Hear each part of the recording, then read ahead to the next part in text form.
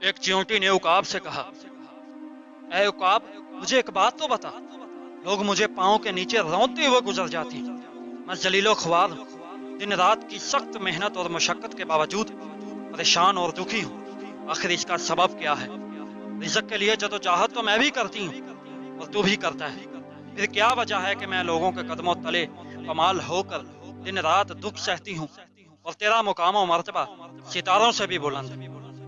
چیونٹی کی یہ بات سن کر عقاب نے جواب دیا، اے چیونٹی، اپنی پریشانی اور دکھ کا باعث تو خود ہے، تیری پامالی ذلت و خواری، پریشانی اور دکھ درد کا باعث یہ ہے کہ تو اپنا رزق راستے کی خاک سے تلاش کرتی ہے۔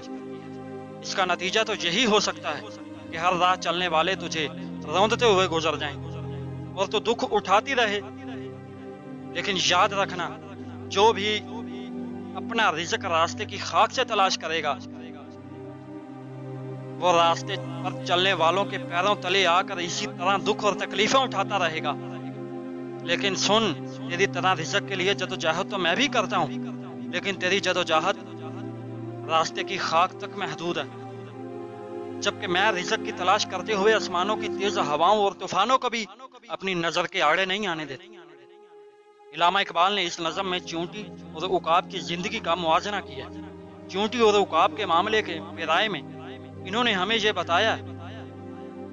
کہ رزق کی تلاش کے لیے جدوجہد تو ہر جاندار کو کرنی پڑتی ہے، لیکن جدوجہد کا یہ میدان ہر ایک کے عزم و حوصلے اور ہمت و طاقت کے لحاظ سے مختلف ہوتا ہے۔ اونچا مقام و مرتبہ انہی کا حق ٹھہرتا ہے جن لوگوں کے جدوجہد کا میدان دوسروں کے مقابلے میں کہیں زیادہ وسیع اور بڑا ہوتا ہے۔ عزت کے حقدار وہ ٹھہرتے ہیں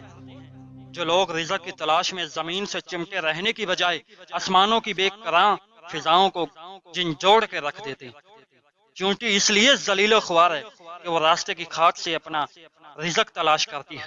اس کے مقابلے میں عقاب اس لیے ارجمند ہے کہ وہ تلاش رزق میں آسمان کی تیز ہواؤں